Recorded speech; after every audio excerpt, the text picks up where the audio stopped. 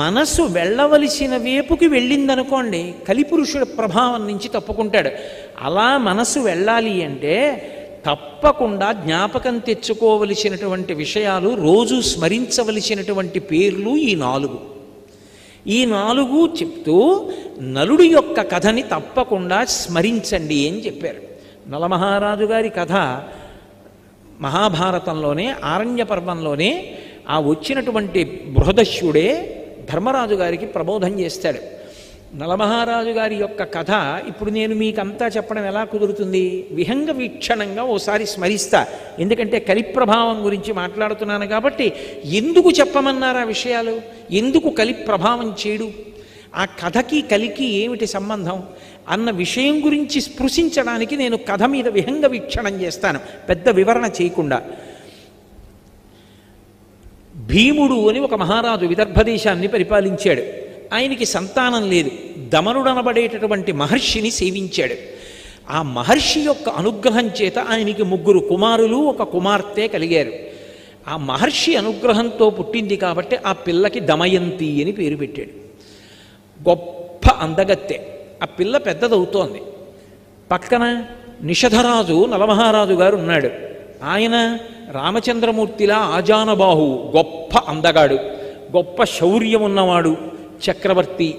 ఆయనని వివాహం చేసుకోవాలనేటటువంటి కోరిక దమయంతి యందు అనురక్తమైంది. ఎందుచేత? అక్కడికి వెళ్ళొచ్చిన వాళ్ళు ఇక్కడ చెప్తుంటే, ఇక్కడికి వచ్చినటువంటి వాళ్ళు అక్కడికి వెళ్ళి చెప్తుంటే నలమహారాజు గారికి కూడా దమయంతిని వివాహం చేసుకుందాం అనిపించింది. దానికి తోడు ఒక రోజున ఆయన ఒక హంసని పట్టుకున్నాడు. అదంది, నన్ను విడిచిపెట్టేసేయి, నీ గుణములు దమయంతితో చెప్పి నీ యందు అనురాగము కలిగేటట్టు చేస్తానంది. హంసని విడిచిపెట్టాడు. అది దమయంతి దగ్గరికి వెళ్ళి దమయంతికి నలమహారాజు గారి పట్ల అనురక్తి కలిగేటట్టుగా మాట్లాడింది ఆయన గుణాలు చెప్పి. దమయంతి అంది, అయితే నా గురించి కూడా నలమహారాజు గారికి చెప్పి ఆయనకి అనురక్తి కలిగేటట్టు చేయమంది. మళ్ళీ ఆ హంస వచ్చి దమయంతికి కూడా చెప్పింది. కొంతకాలం అయింది. ఇక్కడ ఈయన దమయంతిని వివాహం చేసుకోవాలనుకున్నాడు, దమయంతి నలమహారాజు గారిని చేసుకోవాలనుకుంది. తండ్రి స్వయంవరం ప్రకటిస్తానమ్మా, నీ కోరుకున్నవాణ్ణే నువ్వు వివాహం చేసుకోమన్నాడు. నలమహారాజు గారు బయలుదేరాడు. ఈలోగా దిక్పాలకులు కూడా 4 బయలుదేరారు. ఎవరు? ఒకరు దేవేంద్రుడు, ఒకరు అగ్నిహోత్రుడు, ఒకరు యమధర్మరాజు గారు, ఒకరు వరుణుడు. 4 కూడా బయలుదేరి దివ్యమైన రథాల్లో వెళ్ళిపోతున్నారు. కింద నలుడు కనబడ్డాడు. వాళ్ళు ఆకాశంలో రథం ఆపి కిందకొచ్చాడు ఇంద్రుడు. నలమహారాజా, దమయంతిని వివాహం చేసుకోవాలని మా 4 అనుకుంటున్నాం, ఎవరిని చేసుకున్నా పర్వాలేదు, నువ్వు వెళ్ళి రాయబారం చెప్పాలి, దమయంతిని మా 4 ఒకళ్ళని పెళ్లి చేసుకోమని చెప్పన్నాడు. నలమహారాజు తొందరపడి మాటిచ్చాడు, మీరు ఏం చెప్తే ఆ ఉపకారం మీకు చేస్తానన్నాడు. ఇప్పుడు ఎదురొచ్చింది. అయినా మాట తప్పకూడదు కనుక ఎలా వెడతాను అంతఃపురంలోకి అంటే, నువ్వు వెడుతున్నట్టు ఎవరూ గ్రహించలేరు, నీకు ఆ వరం ఇస్తున్నామన్నారు. నలుడు తిన్నగా దమయంతి అంతఃపురంలోకి వెళ్ళిపోయి ఆవిడికి కనపడాలని సంకల్పం చేశాడు. కనపడ్డాడు. ఆవిడ వచ్చినవాడు నలుడని గ్రహించింది, పిలిచింది, మాట్లాడింది. ఆయన అన్నాడు, నేను మాటిచ్చాను, ఆ 4 ఎవరి మెడలోనైనా వరమాల వేయమన్నాడు. ఆవిడంది, నిన్ను తప్ప అన్యులను పతిగా అంగీకరించను, ఎందుకంటే నేను మానసికంగా నీకు భార్యని ఎప్పుడో అయిపోయాను, నిన్నే భర్తగా స్వీకరిస్తాను. నీకు మాట వస్తుందంటే ఒక పని చెయ్యి, వాళ్ళని స్వయంవరానికి రమ్మను, నేను నీ మెడలో మాట వేస్తాను, నువ్వు చెప్పవలసింది చెప్పావు, నేను చేయవలసింది చేస్తాను, ఇప్పుడు నీ తప్పే ఉంది, వాళ్ళని రమ్మను స్వయంవరానికి అంది. నలుడు వెళ్ళి అదే మాట చెప్పాడు. వాళ్ళు 4 కూడా వచ్చారు. వచ్చిన వాళ్ళు మామూలుగా రాలేదు. నలుడు ఎక్కడ కూర్చున్నాడో పక్క 4 కుర్చీల్లో కూర్చున్నారు. కూర్చుని నలుడు ఎలా ఉంటాడో అలాగే మారారు. ఇప్పుడు వరమాల పట్టుకుని దమయంతి వచ్చింది. 5 నలమహారాజులు కనబడ్డారు. ఆవిడ తన భక్తి చేత దేవతల్ని ప్రార్థించింది. నేను నలుడికి మనసిచ్చాను, ఆయనకి భార్యని మానసికంగా, ఆయనెవరో కనుక్కొని వరమాల వేయగలిగినటువంటి శక్తి నాకు ఇమ్మంది. వెంటనే వాళ్ళ రూపాలతో వాళ్ళు నిలబడ్డారు. దేవతలకి చెమట పట్టదు, కనురెప్ప పడదు, భూమికి పాదం తగలదు. ఆవిడ గ్రహించింది. భూమికి పాదం తగులుతున్న నలుణ్ణి చూసి మెడలో వరమాల వేసింది. దేవతలు ప్రసన్నులయ్యారు. అమ్మా, ఎంత ధర్మాన్ని పాటించావు తల్లి, అందుకే నీకు వరం ఇస్తున్నావు. ఇంద్రుడు అన్నాడు, నువ్వు ఎక్కడ యజ్ఞం చేసినా నేను వస్తాను. అగ్నిహోత్రుడు అన్నాడు, నువ్వు సంకల్పం చేస్తే నేను వస్తాను. వరుణ్ అన్నాడు, నువ్వు ఉన్న చోట నీటికి లోటు ఉండదు, నువ్వు పిలిస్తే నేను వస్తాను. యమధర్మరాజు గారు అన్నాడు, నీ మనసు ధర్మమునందు ప్రవర్తించుగాక అన్నాడు. నలుగురు ఇంటికి తిరిగి వెళ్ళిపోతున్నారు వాళ్ళ లోకాలకి. కలిపురుషుడు ఎదురొచ్చాడు. కలిపురుషుణ్ణి చూసి వీళ్ళ నలుగురు అడిగారు, నువ్వెక్కడికి వెడుతున్నావు అని అడిగారు. దమయంతిని వివాహం చేసుకోవాలనుకుంటున్నాను, వెడుతున్నాను అన్నాడు. అంటే వాళ్ళన్నారు, దమయంతి స్వయంవరం ఎప్పుడో అయిపోయింది నలమహారాజు గారితో, ఇప్పుడు నువ్వు వెళ్ళి ఏం చేస్తావన్నారు. ఆయన రాశీభూతమైన క్రోధం కలి లోపలికి ఆవహించాడా, మీతో నేను ఇందాక చెప్పానే, ఆలోచన మారుతుందంతే, జీవుణ్ణి పాపభూయిష్టం చేస్తాడు. అందుకని ఆయన అన్నాడు, ఎలా సుఖపడతాడో చూస్తాను. పెళ్లి చేసుకున్నది సుఖపడడానికి కాదు, ఎలా సుఖపడతాడో చూస్తాను. దమయంతిని నలుడితో కలిసి సంతోషంగా ఉండకుండా చేస్తాను అని ఆయన ప్రయత్నాలు ఆయన ప్రారంభం చేశాడు.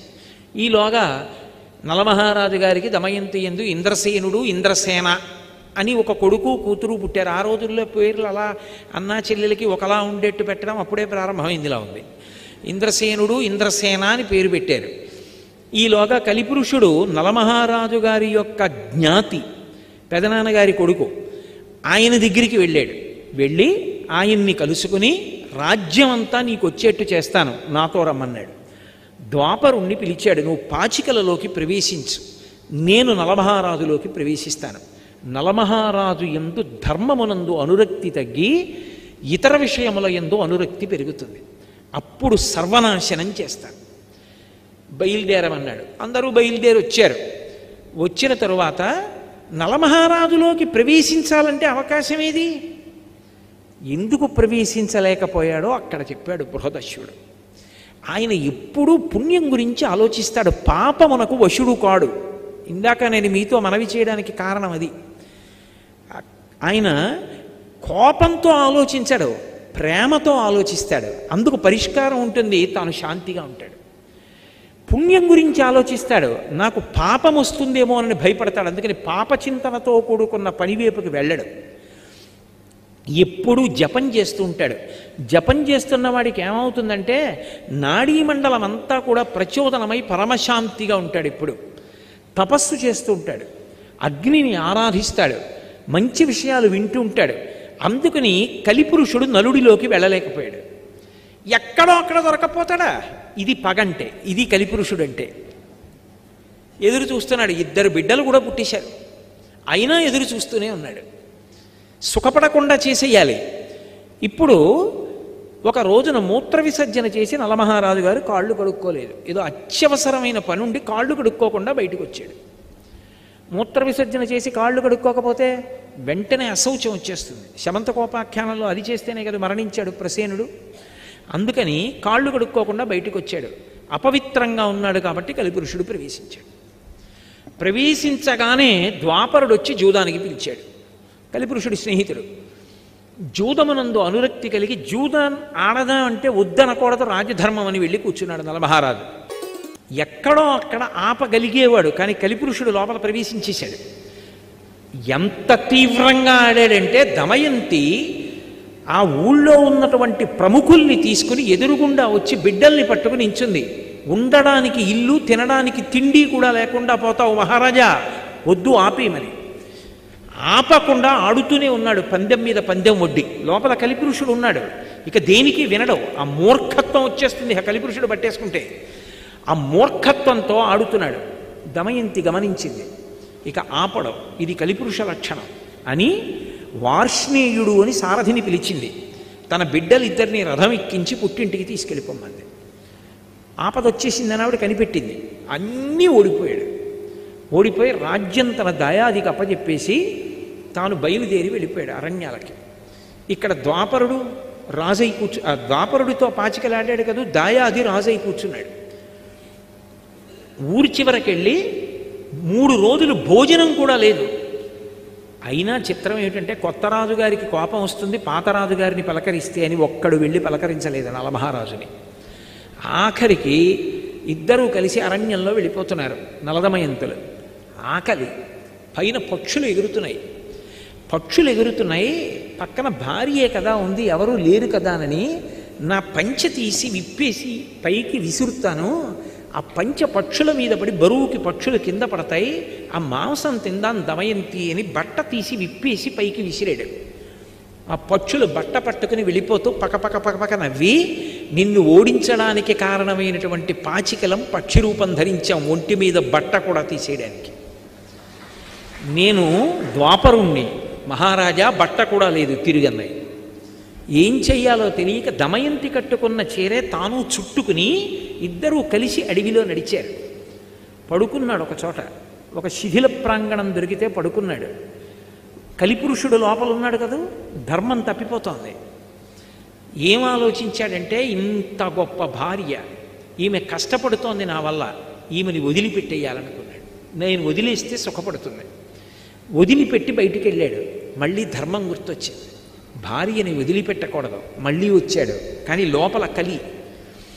ఆ కలి ప్రభావానికి ఏం చేశాడంటే చెయ్యకూడని పని చేసేసాడు. అంత పెద్ద అరణ్యంలో భార్య చీర కొంగు చింపేసి ఒంటికి కట్టుకొని వదిలిపెట్టి వెళ్ళిపోయాడు. పాపం దమయంతి ఉండిపోయింది. అలా వెళ్ళినవాడు నలమహారాజా రక్షించు, నలమహారాజా రక్షించు అని కేకలు వినపడ్డాయి. గబగబా వెళ్ళి చూశాడు, పెద్ద పాము ఒకటి పడుంది. అవతల నుంచి అరణ్యం అంతా కాలిపోయి మంటలు వచ్చేస్తున్నాయి. వచ్చేస్తుంటే పాము అంది, మంటల్లో తప్పించుకోలేను, నువ్వే నన్ను ఎలాగోలా తీసుకెళ్ళి ఏదైనా నది ఒడ్డున పడయి, ఒళ్ళు కాలిపోతోంది మహారాజా, నేను కర్కోటకుణ్ణి, మహాసర్పాన్ని, మునిశాపానికి ఇలా పడిపోయాను, ఇప్పుడు కదలలేనంది. చిన్న పాము అయిపోయింది. దాన్ని ఎత్తి పట్టుకుని నది ఒడ్డుకెళ్ళి దింపబోతున్నాడు. ఒక్క 10 అడుగులు ఈ మహారాజా అంది. 10వ అడుగు వేశాడు, ఠక్కున కరిచింది. అది కర్కోటక విషం.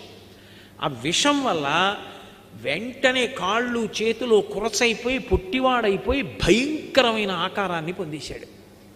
కర్కోటకుడి వంక తిరిగి అన్నాడు, ఉపకారం చేసిన వాడికి నువ్వు చేసే ఉపకారం ఇదా అన్నాడు. మహారాజా, నేను అపకారం చేయలేదు, నలుడిగా ఎలా తిరుగుతావు ఇంత కష్టంతో, నిన్నిప్పుడు ఎవ్వరూ గుర్తుపట్టరు. ఋతుపర్ణుడి యొక్క రాజ్యానికి వెళ్ళి నీకు అశ్వహృదయం తెలుసు కాబట్టి గుర్రాలు పెంచి పోషించు, వెళ్ళిపోమన్నాడు. కానీ ఒక వరం ఇస్తున్నాను, ఎప్పుడైనా నువ్వు తలుచుకుంటే దివ్య వస్త్రం వస్తుంది, అది కప్పుకుంటే నీలో ఉన్నటువంటి నా విషం తొలగిపోతుంది, నీకు యథారూపం వచ్చేస్తుంది, రాజ్యం కూడా పొందుతావు, బయలుదేరమన్నాడు.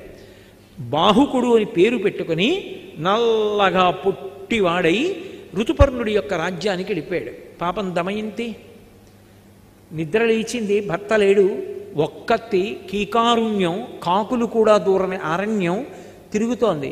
ఇంతలో ఎట్నుంచో ఒక పెద్ద కొండచిలవ వచ్చి పట్టుకుంది ఆవిడ. ఇక కొండచిలవ ఆవిడ్ని గ్రసించబోతుండగా ఓ కిరాతుడు వచ్చి కొండచిలవని సంహరించి ఈవిడ్ని కాపాడాడు. స్నానం చేసి వచ్చి సేద తీరింది, ఆవిడికి పళ్ళు తేనె ఇచ్చాడు, తింది. అంతలో అతని యందు పుట్టకూడని కోరిక పుట్టింది. ఆమెని భార్యగా స్వీకరిస్తానని ఆమె యొక్క పొందు కోరాడు. వెంటనే ఆమె, నేను మహాపతివ్రతనైతే వీడు నిలువున దగ్ధమగుగాక అంది. ఆ కిరాతుడు మరణించాడు. ఆ తల్లి వెతుక్కుంటూ వెతుక్కుంటూ వెడుతుంటే వర్తక బృందం కనపడింది.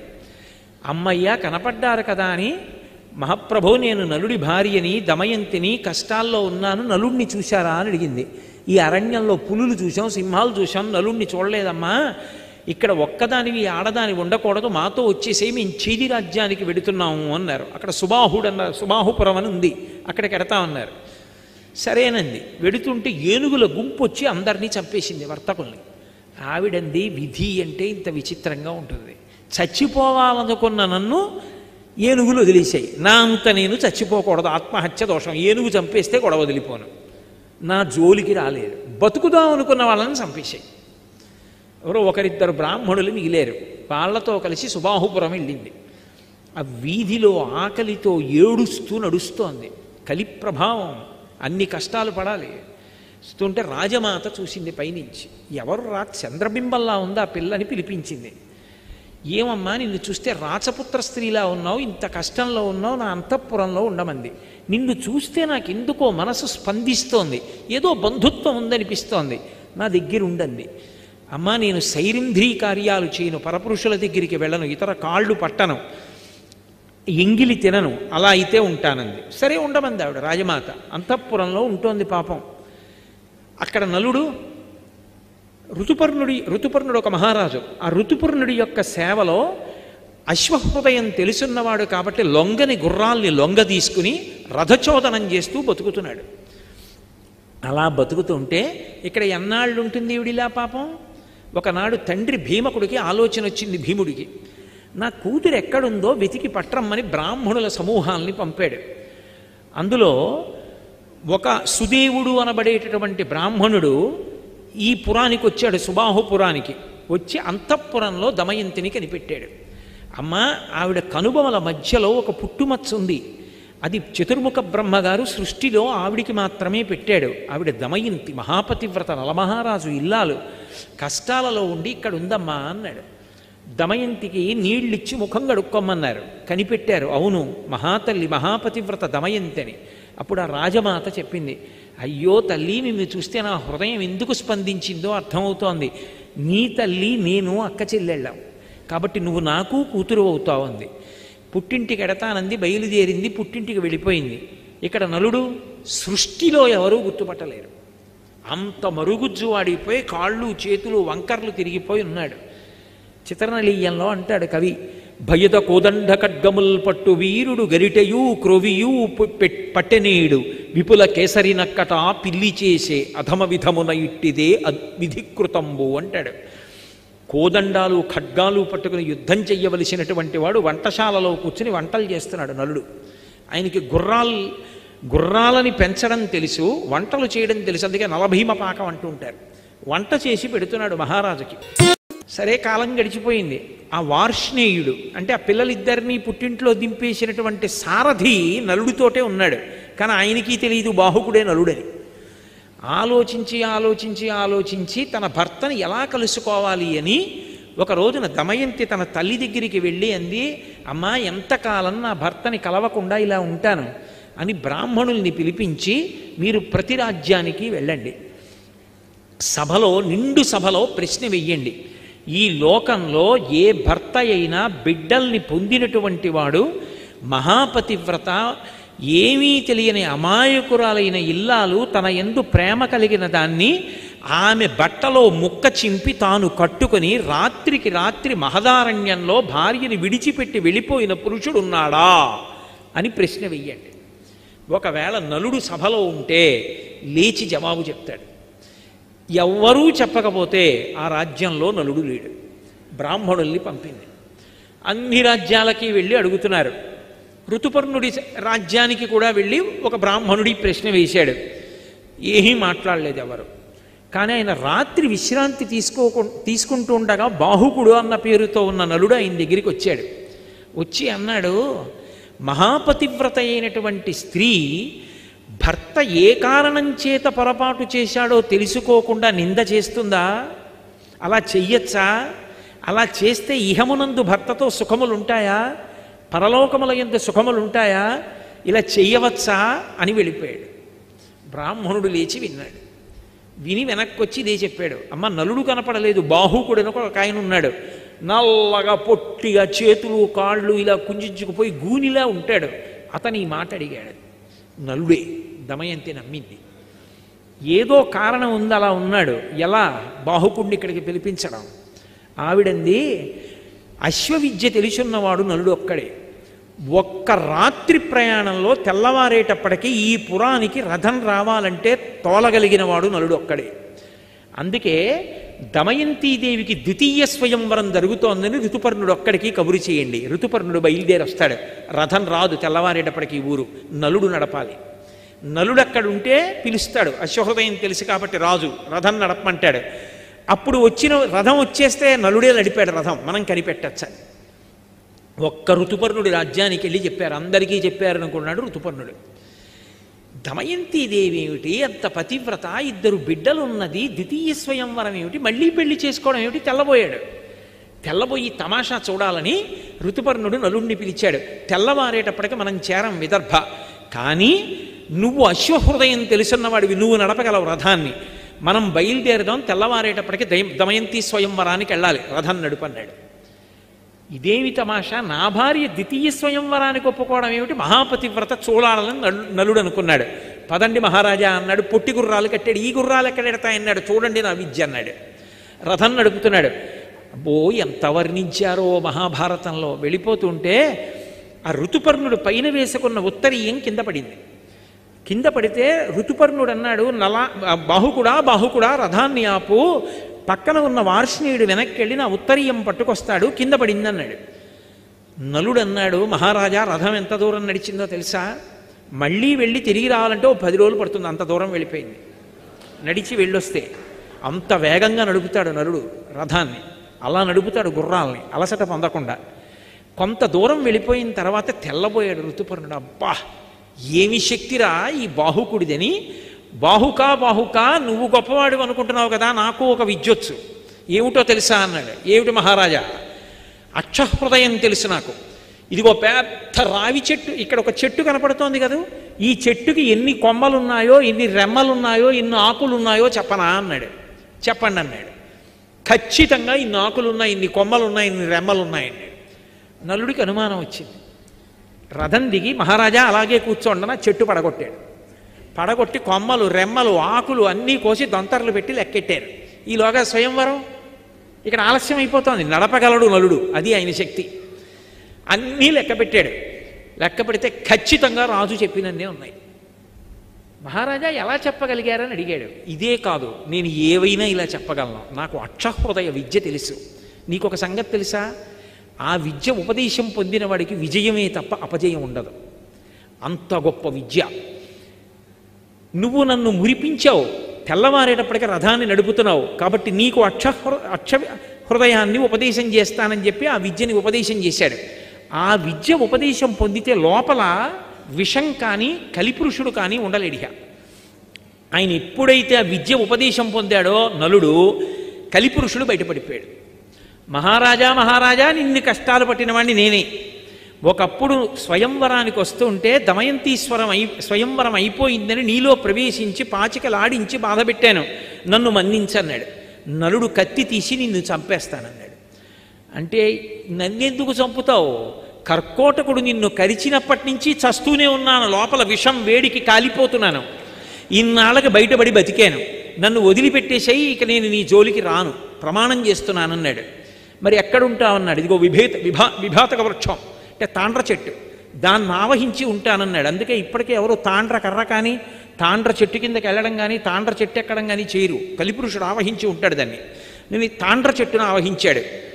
మహారాజు వెళ్ళిపోయాడు స్వయంవరానికి. ఎవరు లేరు, ఈయనొక్కడు తప్ప. తెల్లబోయాడు, ఇదేమిటి స్వయంవరం అన్నారు, నన్ను ఒక్కడనే పిలిపించారని. బాహుకుడు కూర్చున్నాడు. కేశిని అని దమయంతి యొక్క చెలికెత్తే పిల్లలిద్దరినీ తీసుకెళ్ళింది. ఎంత మారు వేషంలో ఉంటే మాత్రం పిల్లల్ని చూస్తే తండ్రి హృదయం ఆగుతుందా? ఎత్తుకుని ఇద్దరినీ 2 తొడల మీద కూర్చోబెట్టుకుని ముద్దులాడి మురిపాలతో పొంగిపోయాడు. కేశిని గమనిస్తోంది. గభాలను దింపేసి, మహారాజు బిడ్డలు, నేను ముద్దులాడకూడదు మాట్లాడకూడదు, కానీ నా బిడ్డలు గుర్తొచ్చారు, ఏమనుకోకు, ఇంకెప్పుడు ఇటు రాకు అని చెప్పి పంపించేశాడు. ఆవిడ వెళ్ళి దమయంతీదేవికి చెప్పింది. ఆవిడ గుర్తుపట్టింది, నలుడే బాహుకుడి రూపంలో ఉన్నాడని. పిలిపించింది. ఎదురుగుండా నిలబడి మళ్ళీ ఇదే ప్రశ్నేసింది. అరణ్యంలో ఒక్కతే నిద్రపోతున్నప్పుడు చీర కొంగు చింపి భర్త కట్టుకుని భార్యని విడిచిపెట్టి ఒక్కదాన్ని అరణ్యంలో వదిలేసి వెళ్ళిపోయినవాడు ధర్మాత్ముడా చెప్పు బాహుక అంది. ఆయన అన్నాడు, అది ధర్మం కాదు, కానీ నా యందు కలిపురుషుడు ప్రవేశించాడు దమయంతి, అందుకని నేను ధర్మం తప్పి పొరపాటు చేశాను. నీ యందు ఏ కలిపురుషుడు ప్రవేశించాడు, నువ్వెందుకు ద్వితీయ స్వయంవరానికి ఒప్పుకున్నావు, తప్పు కాదా అని అడిగాడు. త్రికరణ శుద్ధిగా నాకు ద్వితీయ స్వయంవరం మీద అనురక్తి లేకపోతే నీకోసమే నేను ద్వితీయ స్వయంవరం ప్రకటించుంటే దేవతలు పలికెదరుగాక అంది. వాయుదేవుడు వచ్చి నిజం చెప్పాడు, ఆమె నీకోసమే ద్వితీయ స్వయంవరం ప్రకటించిందని. వెంటనే కర్కోటకుడిని తలుచుకున్నాడు, దివ్యవస్త్రం వచ్చింది, కప్పుకున్నాడు, నలుడైపోయాడు. నలుడైపోగానే దమయంతిని స్వీకరించాడు, చాలా సంతోషించాడు. మళ్ళీ తన రాజ్యానికి వెళ్ళాడు. దయాదిని పిలిచాడు. ఈసారి గెలిస్తే దమయంతి నీది, ఈసారి గెలిస్తే రాజ్యం నాది అన్నాడు. ఎందుకని ఈసారి కలిపురుషుడు తనలో లేడిక, తనది గెలుపు, ధర్మం తనది కనుక. ఎక్కడ ధర్మం ఉందో అక్కడ గెలుపు. పాచికలు వేశాడు. వెయ్యగానే నలుడు గెలిచాడు. దాయాది వెళ్ళిపోయాడు. రాజ్యంతో తొలతూగాడు. అప్పుడు కలిపురుషుడు వరమిచ్చాడు. మహారాజా, నలమహారాజా, నీ యొక్క కథని ఎప్పుడైనా ఎక్కడైనా విహంగ వీక్షణంగా పద్యాలు శ్లోకాలు లేకుండా చిన్న కథగా ఒకసారి చెప్పుకున్నా సరే ఇక కలిపురుషుడు ప్రవేశించాడు.